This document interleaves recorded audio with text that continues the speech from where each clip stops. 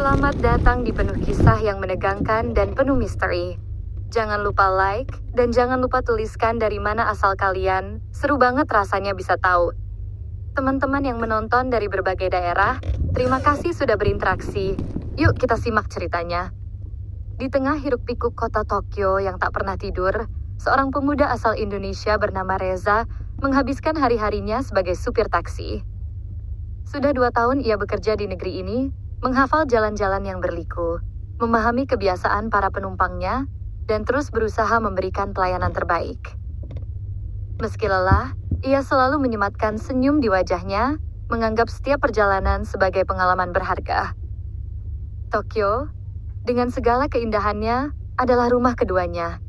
Namun, di balik gedung-gedung pencakar langit dan lampu-lampu neon yang gemerlap, ada kesunyian yang kadang menyelimutinya. Jauh dari keluarga dan sahabat di tanah air, Reza hanya memiliki pekerjaannya sebagai pelipur lara. Malam itu, setelah menyelesaikan shift terakhirnya, ia memacu taksinya menuju apartemen kecilnya yang sederhana. Angin dingin musim gugur berembus, menyisakan embun di kaca jendela. Setibanya di depan pintu apartemen, langkahnya terhenti oleh suara lirih. Ia menoleh dan melihat seorang wanita muda terduduk lemas di sudut lorong. "Apakah kamu baik-baik saja?" tanya Reza dengan nada khawatir. Wanita itu mengangkat wajahnya, matanya yang sayu menatap Reza dengan lemah. "Aku lapar," jawabnya dengan suara hampir tak terdengar. Tanpa ragu, Reza mengulurkan tangannya. "Ayo ikut denganku, aku punya makanan di dalam." Wanita itu mengangguk pelan, menerima uluran tangan Reza. Dengan langkah tertatih, ia mengikuti Reza masuk ke dalam apartemen kecilnya. Tanpa banyak bicara, Reza segera menyiapkan semangkuk nasi hangat, sepiring lauk sederhana, dan segelas teh hijau. Saat makanan tersaji, wanita itu makan dengan lahap, seakan sudah berhari-hari tidak menyentuh makanan. Reza duduk di seberangnya, memperhatikan dengan diam. Ada sesuatu dalam dirinya yang tersentuh melihat wanita ini. Begitu rapuh, begitu membutuhkan pertolongan. Setelah selesai makan, wanita itu menatap Reza dengan mata berkaca-kaca. "Terima kasih," ucapnya lirih. "Tidak masalah," jawab Reza, tersenyum lembut. "Aku bisa mengantarmu pulang. Di mana rumahmu?" Wanita itu terdiam sejenak, lalu menyebutkan sebuah alamat di distrik elit Tokyo. Reza sedikit terkejut. Daerah itu bukan sembarang tempat, hanya orang-orang kaya yang bisa tinggal di sana. Namun, ia tak bertanya lebih jauh. Dengan sopan, ia mengambil jaketnya dan mengantar wanita itu kembali ke rumahnya. Mereka pun melangkah keluar, tidak tahu bahwa perjalanan ini akan mengubah hidup mereka selamanya. Sepanjang perjalanan, Reza sesekali melirik wanita yang duduk di sampingnya. Ia masih terlihat lemah, tetapi wajahnya kini lebih tenang setelah mengisi perutnya. Jalanan Tokyo mulai lengang, lampu-lampu jalan berpendar di jendela taksi, menciptakan pantulan cahaya yang berkilauan. "Kau tinggal di daerah Minato?" tanya Reza, menyebut salah satu distrik paling elit di Tokyo. Wanita itu mengangguk pelan. "Namaku Aiko," katanya, akhirnya memperkenalkan diri. Reza mengangguk, tak ingin terlalu banyak bertanya. Ia hanya fokus pada kemudinya, memastikan Aiko sampai dengan selamat. Beberapa menit kemudian, mereka tiba di depan sebuah rumah besar dengan gerbang tinggi berlapis emas. Reza terpana sejenak. Ini lebih seperti sebuah istana dibandingkan rumah biasa. Ketika mobil berhenti, seorang pria tua yang tampaknya seorang pelayan mendekat dengan cemas. "Nona Aiko, kami sangat khawatir," serunya. Aiko tersenyum tipis. "Aku baik-baik saja, Yamamoto-san. Dia yang membantuku." Aiko melirik ke arah Reza dengan tatapan penuh makna. Pelayan itu menunduk hormat kepada Reza. "Terima kasih banyak, Tuan." Reza merasa agak canggung. Ia hanya melakukan sesuatu yang menurutnya benar, bukan mengharapkan ucapan terima kasih yang berlebihan. "Tidak perlu berterima kasih. Saya hanya kebetulan ada di sana." Aiko lalu menatap Reza. "Sebagai rasa terima kasih, maukah kau datang ke rumahku besok malam untuk makan malam?" Reza terkejut dengan undangan itu. Makan malam di rumah seorang wanita kaya bukanlah hal yang biasa dalam kehidupannya. Namun tatapan tulus Aiko membuatnya sulit menolak. Baiklah, jawabnya akhirnya, tersenyum tipis. Aiko tersenyum lega. Sampai jumpa besok, Reza. Setelah memastikan Aiko benar-benar masuk ke rumahnya, Reza kembali ke taksinya. Malam itu, ia berkendara pulang dengan pikiran penuh tanda tanya. Siapa sebenarnya Aiko? Mengapa ia bisa kelaparan di jalan? Dan mengapa ia merasa ada sesuatu yang berbeda dalam pertemuan ini? Jawaban atas pertanyaan-pertanyaan itu mungkin akan terungkap di makan malam esok hari. Malam yang dinanti akhirnya tiba. Reza berdiri di depan gerbang rumah Aiko, mengenakan kemeja terbaik yang ia miliki. Walaupun sederhana dibandingkan standar orang-orang kaya di Jepang, ia ingin setidaknya terlihat rapi dan sopan. Gerbang otomatis terbuka, dan seorang pelayan menyambutnya dengan anggukan hormat sebelum mengantarnya masuk. Reza melangkah melewati jalan setapak berbatu yang membelah taman luas dengan pepohonan rapi, kolam koi yang tenang, serta lampu-lampu taman yang berpendar lembut. Keindahan rumah ini mengingatkannya pada film-film klasik Jepang yang pernah ia tonton. Di depan pintu utama, Aiko sudah menunggu. Ia mengenakan gaun sederhana berwarna putih, kontras dengan rambut hitam panjangnya yang tergerai lembut. "Senang kau datang," sapanya dengan senyum ramah. Reza membalas senyumnya. "Terima kasih telah mengundang saya." Mereka masuk ke dalam rumah, dan Reza kembali dibuat kagum. Lorong panjang dengan dinding penuh lukisan mahal, lantai kayu mengilap, serta lampu gantung kristal di langit-langit memberikan kesan mewah, namun tetap hangat. Saat tiba di ruang makan, seorang pria paruh baya sudah duduk di ujung meja panjang. Wajahnya tegas, sorot matanya tajam namun tidak menyeramkan. Ia menatap Reza dengan pandangan yang sulit ditebak, antara menilai atau sekadar mengamati. "Inilah ayahku," kata Aiko memperkenalkan. Pria itu berdiri, mengulurkan tangan. "Terima kasih sudah menolong putriku," katanya dengan suara dalam dan berwibawa. Reza menjabat tangan itu dengan hormat. "Saya hanya melakukan apa yang seharusnya dilakukan, Tuan." Mereka pun duduk dan makan malam dimulai. Hidangan demi hidangan disajikan. Ikan panggang khas Jepang, sup miso yang harum, nasi putih yang pulen, serta berbagai lauk mewah lainnya. Semua tampak berkelas, jauh dari makanan sederhana yang biasa disantap Reza sehari-hari. Namun, lebih dari rasa kagum terhadap makanan, suasana di meja makanlah yang membuat Reza sedikit gugup. Ia tidak terbiasa makan dengan aturan yang begitu formal. Setiap gerakannya terasa diperhatikan, terutama oleh ayah Aiko yang tampak begitu bijaksana, namun penuh wibawa. Setelah beberapa suap, sang ayah akhirnya berbicara. "Aku ingin tahu, Reza, apa yang membawamu ke Jepang?" Reza meletakkan sumpitnya perlahan sebelum menjawab, "Saya datang ke Jepang dengan harapan bisa mendapatkan kehidupan yang lebih baik. Saya ingin mengumpulkan cukup uang untuk membantu keluarga saya di Indonesia. Awalnya saya bekerja serabutan, hingga akhirnya mendapat kesempatan menjadi supir taksi." Sang ayah mengangguk pelan, tampak mempertimbangkan jawabannya. "Kau bekerja keras dan tidak mengeluh. Itu adalah sifat yang langka." Aiko tersenyum kecil di sebelahnya. Sejak awal, Stei merasa bahwa Reza bukan orang biasa. Ada sesuatu dalam diri pria ini, ketulusan dan kerja keras yang membuatnya berbeda dari pria lain yang pernah ia temui. Saat makan malam hampir selesai, ayah Aiko tiba-tiba berkata, "Reza, aku ingin membicarakan sesuatu denganmu." Reza menoleh, sedikit tegang. "Tentu, Tuan." Sang ayah menghela napas sebentar sebelum melanjutkan, "Aku ingin menjodohkanmu dengan putriku." Ruangan terasa mendadak sunyi.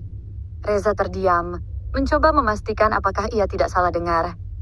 Aiko pun tampak terkejut, meskipun di matanya ada sedikit kilatan kebahagiaan yang tidak bisa disembunyikan. Reza menelan ludah, merasa seluruh tubuhnya kaku. Ia datang ke sini hanya untuk makan malam, bukan untuk menerima lamaran perjodohan dari seorang pria terpandang. "Tuan, saya..." Reza berusaha merangkai kata-kata, tetapi sulit baginya untuk mengungkapkan perasaannya saat ini. Sang ayah menatapnya dengan penuh keyakinan. "Aku melihat sesuatu dalam dirimu, Reza. Bukan hanya karena kau menolong putriku, tetapi karena aku melihat bahwa kau adalah pria yang bertanggung jawab. Aku ingin putriku bersama seseorang yang bisa menjaganya." Aiko menatap Reza dengan sorot mata penuh harap. Dalam hati, ia bertanya-tanya, apakah Reza akan menerimanya? Reza masih tidak percaya dengan apa yang sedang terjadi. Ia menatap wajah sang ayah, lalu kembali ke Aiko. Hatinya berdebar. Apakah ini takdir yang telah menuntunnya ke sini? Keheningan menyelimuti ruang makan yang sebelumnya hangat dengan percakapan ringan. Kalimat yang baru saja diucapkan oleh ayah Aiko menggantung di udara, membuat Reza merasa seolah-olah seluruh dunia mendadak berhenti berputar. Pemuda Indonesia yang sederhana, seorang supir taksi yang bekerja keras demi menghidupi dirinya sendiri di negeri orang, sekarang ditawari sesuatu yang bahkan tak pernah terlintas dalam pikirannya. Perjodohan. Dan bukan dengan sembarang orang, melainkan dengan seorang wanita dari keluarga terpandang di Jepang. Reza meneguk ludah, mencoba mencari kata-kata yang tepat. Tuan, saya hanya seorang supir taksi. Ujarnya dengan suara sedikit gemetar. Saya tidak memiliki status atau kekayaan yang bisa disandingkan dengan keluarga Anda. Sang ayah tersenyum tipis, menatap Reza dengan pandangan yang tidak merendahkan, tetapi justru penuh penghargaan. Aku tidak mencari menantu yang kaya, Reza. Kekayaan bisa dicari, status bisa didapat, tapi karakter seseorang tidak bisa dibeli. Aku melihat seseorang yang bertanggung jawab, pekerja keras, dan yang lebih penting, seseorang yang berhati baik. Reza menoleh ke arah Aiko, yang sedari tadi duduk diam sambil menatapnya. Tatapan itu tidak lagi sekadar tatapan rasa terima kasih. Ada sesuatu yang lebih dalam di sana. Sejak malam itu, saat ia menemukan Aiko kelaparan di depan apartemennya, Reza merasa ada sesuatu yang berbeda dengan wanita ini. Namun, apakah benar perasaan itu cukup untuk membangun sebuah kehidupan bersama? Reza menghela napas dalam. Ini semua terjadi begitu cepat. Hanya beberapa hari lalu, ia masih menghabiskan malamnya seperti biasa, menyetir taksi, berbicara dengan penumpang, lalu pulang ke apartemennya yang sepi. Sekarang ia dihadapkan pada sebuah keputusan besar yang bisa mengubah seluruh arah hidupnya. Saya enggak menghargai tawaran ini, kata Reza dengan suara pelan. Tapi saya butuh waktu untuk memikirkannya. Sang ayah mengangguk pelan, seolah sudah menduga jawaban itu. Aku menghormati keputusanmu, Reza. Ini bukan sesuatu yang bisa diputuskan dalam satu malam. Aiko akhirnya angkat bicara. Aku juga tidak ingin kau merasa terbebani, Reza. Aku hanya berharap kau tidak menolaknya hanya karena kau merasa tidak pantas. Reza menatap Aiko, mencoba membaca perasaan yang tersirat di balik kata-katanya. Ia ingin percaya bahwa ini bukan hanya tentang balas budi, bukan hanya tentang rasa terima kasih. Ia ingin tahu apakah ada sesuatu yang lebih dalam di antara mereka, sesuatu yang nyata dan tulus. Saat makan malam selesai, Aiko mengantar Reza ke halaman depan rumahnya. Angin malam berembus lembut, membawa aroma bunga yang bermekaran di taman. Langit Tokyo dipenuhi bintang, sesuatu yang jarang terlihat di antara cahaya kota yang gemerlap. Aku tahu ini mendadak, kata Aiko pelan. Tapi aku ingin kau tahu bahwa aku tidak meminta ini karena aku merasa berhutang budi padamu. Aku merasa ada sesuatu di antara kita. Sesuatu yang mungkin bisa menjadi lebih dari sekadar pertemanan. Reza menunduk, merasakan debaran aneh di dadanya. Aku hanya ingin memastikan bahwa jika aku menerima ini, itu bukan karena rasa terima kasih semata. Aku ingin tahu apakah perasaan ini nyata. Aiko tersenyum. Maka temukan jawabannya, Reza. Aku akan menunggu. Reza berjalan menjauh, menuju taksinya yang terparkir di depan gerbang besar itu. Malam itu, ia menyetir pulang dengan pikiran yang penuh tanda tanya. Hidupnya yang sebelumnya sederhana, kini dihadapkan pada sebuah pilihan besar. Apakah ia harus mengikuti kata hatinya, atau tetap berjalan di jalannya yang biasa? Sesampainya di apartemen, ia duduk termenung di depan jendela. Kilatan lampu kota Tokyo membias di kaca, mencerminkan pikirannya yang penuh kebimbangan. Ia mencoba membayangkan masa depan. Apakah ia bisa benar-benar menjadi bagian dari dunia Aiko? Apakah ini adalah takdir yang sudah digariskan untuknya? Jawaban atas pertanyaan-pertanyaan itu mungkin akan datang lebih cepat dari yang ia kira. Hari-hari setelah makan malam itu terasa berbeda bagi Reza. Biasanya, ia hanya menjalani rutinitas sebagai supir taksi, mengantar penumpang, mendengar cerita mereka, lalu pulang ke apartemennya yang sunyi. Namun kini, pikirannya selalu dipenuhi oleh sosok Aiko dan tawaran yang mengejutkan dari ayahnya. Setiap malam saat ia menyetir melewati jalanan Tokyo yang gemerlap, ia bertanya pada dirinya sendiri, apakah ia benar-benar pantas untuk wanita seperti Aiko? Suatu sore, ketika ia sedang beristirahat di sebuah taman kecil di sudut kota, ponselnya bergetar. Sebuah pesan dari Aiko. Apa kabar? Aku harap kau baik-baik saja. Aku ingin bertemu denganmu. Bisakah kita bertemu di tempat kita pertama kali bertemu malam itu? Reza membaca pesan itu berulang kali sebelum akhirnya membalas, tentu, aku akan segera ke sana. Tak butuh waktu lama baginya untuk sampai ke apartemennya sendiri, tempat di mana ia pertama kali melihat Aiko dalam kondisi lemah dan kelaparan. Kali ini, Aiko berdiri tegak di sana, mengenakan mantel panjang dengan senyum lembut di wajahnya. Aku senang kau datang, kata Aiko. Reza mengangguk. Aku tidak bisa berhenti memikirkan semua ini. Aiko menatapnya dengan penuh pengertian. Aku juga. Aku tahu ini cepat, dan aku tahu kau memiliki banyak keraguan. Tapi aku ingin kau tahu satu hal. Aku tidak peduli dengan latar belakangmu. Aku tidak peduli kau supir taksi atau bukan. Yang aku tahu, aku merasa aman saat bersamamu. Aku merasa nyaman, sesuatu yang tidak pernah aku rasakan sebelumnya. Reza menghela napas dalam. Aku hanya takut, Aiko. Takut mengecewakanmu. Takut aku tidak cukup baik untuk dunia yang kau tinggali. Aiko tersenyum, melangkah lebih dekat. Dunia yang aku inginkan adalah dunia di mana aku bisa bahagia, dan aku merasa kebahagiaan itu ada bersamamu. Kata-kata itu menghantam hati Reza lebih dalam dari yang ia kira. Selama ini, ia berpikir bahwa dunia mereka terlalu berbeda, bahwa ada dinding tak kasat mata yang memisahkan mereka.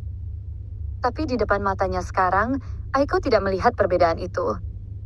Ia hanya melihat Reza, seorang pria yang pernah membantunya di saat ia membutuhkan, seorang pria yang tidak meminta apa-apa sebagai balasan, seorang pria yang akhirnya, tanpa disadari, telah mengisi ruang kosong dalam hatinya. Reza menatap mata Aiko. Untuk pertama kalinya, ia membiarkan dirinya menerima kenyataan bahwa ia juga memiliki perasaan yang sama. Bahwa mungkin ini adalah takdir yang telah dipersiapkan untuknya. Jika kau yakin dengan ini, kata Reza akhirnya, maka aku juga akan mencoba meyakinkan diriku sendiri. Aiko tersenyum lebar, dan malam itu mereka berbicara lebih lama, berbagi kisah, berbagi mimpi, dan perlahan mulai membangun sesuatu yang lebih kuat dari sekadar pertemuan kebetulan. Beberapa minggu kemudian, dengan restu dari ayah Aiko, mereka menikah dalam sebuah upacara sederhana. Tidak ada kemewahan berlebihan, tidak ada pesta besar, hanya kebahagiaan yang tulus di antara mereka. Ayah Aiko tersenyum bangga melihat putrinya bahagia, dan lebih dari itu, ia senang karena memiliki menantu yang memiliki hati yang baik. Reza, yang 2 tahun lalu datang ke Jepang dengan impian sederhana untuk mencari nafkah, kini menemukan sesuatu yang jauh lebih besar, cinta, keluarga, dan sebuah kehidupan baru yang tak pernah ia bayangkan sebelumnya. Dan di sanalah, dalam negeri asing yang kini telah menjadi rumahnya, ia menemukan sebenarnya dari perjalanan hidup.